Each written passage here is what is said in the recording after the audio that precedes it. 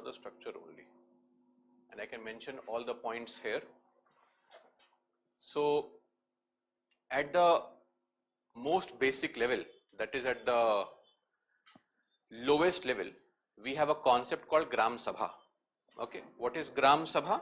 So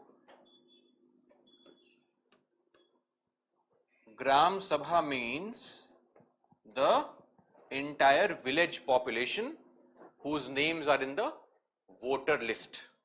So the adult population of the village whose names are in the electoral roll. So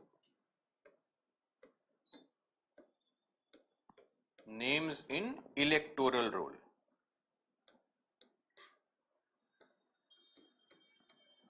Now Gram Sabha is the entire village population, okay?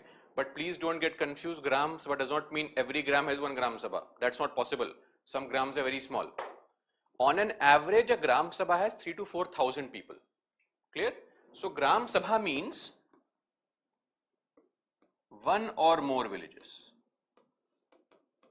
This is what is a Gram Sabha. Because normally it's a Gram Sabha, so we get confused. What if it's only one village? That is not the case. It is a group of villages. Gram Sabha. This is the lowest institution at the local self-governance. And this is what is called a direct participation. Clear? Okay. Now we begin our journey to those governing institutions. At the bottom we have the Gram what? Panchayat. This is the lowest governing body.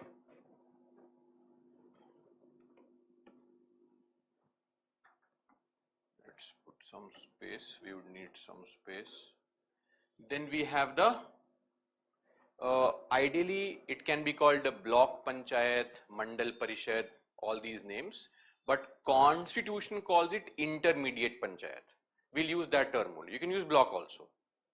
Some states have mandals, some states have blocks, etc. Why this difference?